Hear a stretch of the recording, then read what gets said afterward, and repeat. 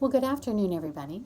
You actually, I think, have what you need in the module for this week to proceed to work on the draft of your causal analysis.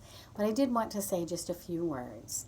I met with most of you last week. A few of you we weren't able to get together, and you may want to contact me to see if we can work out a time that we can chat. But during those conferences, I was able to talk to you all about what you're going to be doing for the rest of the semester.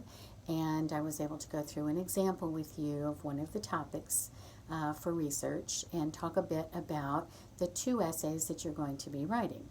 So the first one you're going to be working on, and for which I have given you resources in this module, is a causal analysis.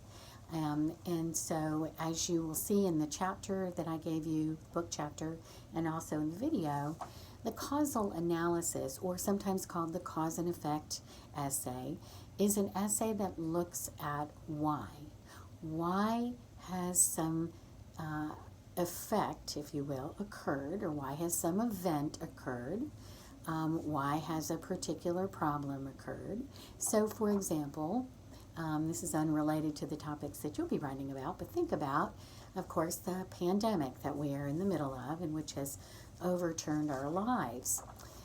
We have spent a lot of time this year talking about why are we at this point? How did we get here? What are the causes that has led up to where we are right now in the middle of this pandemic with no end in sight and, millions of people having contracted it, and very horribly and tragically, 250,000 Americans have died from this. So we often spend a great deal of time in our national discourse talking about things that have happened and trying to figure out why they happened, right? This is something historians do a great deal, talk about a great deal, but it's something we do on a daily basis as well. Why didn't I do very well on this test? How did I gain weight? What are the causes of my gaining weight during this pandemic? Could be because I'm sitting around eating Cheez-Its all the time. But we often look back and try to trace causes. So I want to suggest to you as you work on this paper, and forgive my low tech, but I don't have any special equipment. I'm recording this on my phone. So here's my low-tech discussion of how to go through this process. So first, brainstorm all of the possible causes for the topic that you are writing on. And I mentioned with most of you, what if I were writing about, the increase in numbers of people who have diabetes, numbers of people who are obese in the United States. So lots of possible causes there, right? I could talk about, or I could just sit down and brainstorm. What are all the reasons? Well, we eat a lot. We eat more than others. We are pretty sedentary. Why are we sedentary? Well, we don't have a lot of places to walk, unfortunately. We're a very automobile-based culture, so we don't necessarily have a lot of walking paths in our communities. We don't have sidewalks in our communities. We have roads for cars because that's kind of the way our culture is. We don't have a lot of public transportation. We don't have a lot of accessible, sort of sports, like free places to go and do sports or work out. You have to pay for those. They can be expensive. We eat a lot of processed foods. We are very busy and very rushed. We all, have very busy schedules, and so we tend to eat junk food or fast food. Just a lot of possible causes I could think about for why Americans may be so overweight and so many people continuing to find out that they have diabetes. And so I first would just want to sit down and brainstorm all the reasons I can come up with, right? All of the causes that I can imagine or come up with.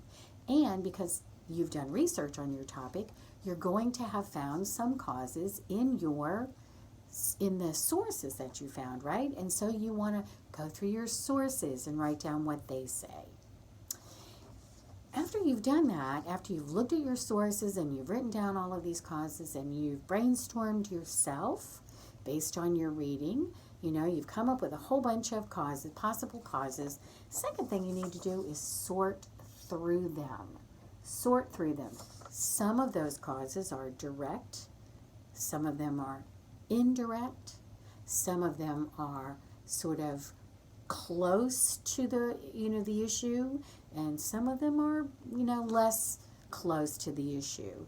Some of them might not actually be causes at all. They may just be, part of a timeline, and you might be thinking, well, this happened and then this happened, so it must be a cause, but it's not always the case, and so you need to examine that thinking. But what you want to do is sort through the causes you've identified, which seem to you to be the main, direct, important causes. And so you want to kind of focus on those. You can also, in your essay, mention some of the less direct, perhaps less important causes. You can kind of group them and say, there are some other underlying causes here, including these and these and these and these, but you may not want to spend as much time on them.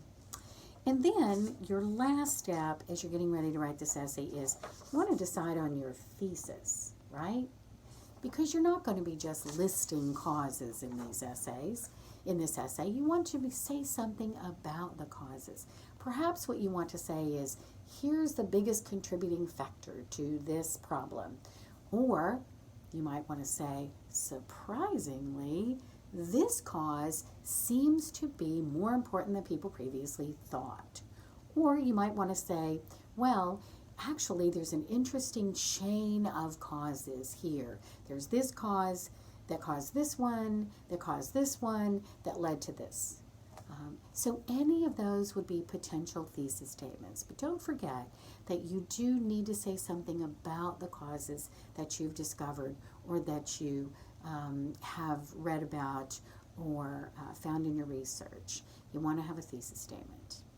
As always, you're working on a rough draft for this week, and so you will put that up in a folder on Friday evening, and I'll take a quick look at them and get back to you so that you can write your final draft.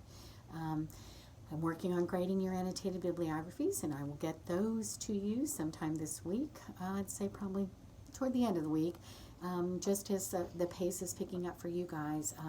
It's picking up for me too, and I have lots and lots of work to do in my other classes as well. So we'll get these graded as quickly as I can. Get in touch if you have any questions, but I look forward to seeing your rough drafts at the end of the week.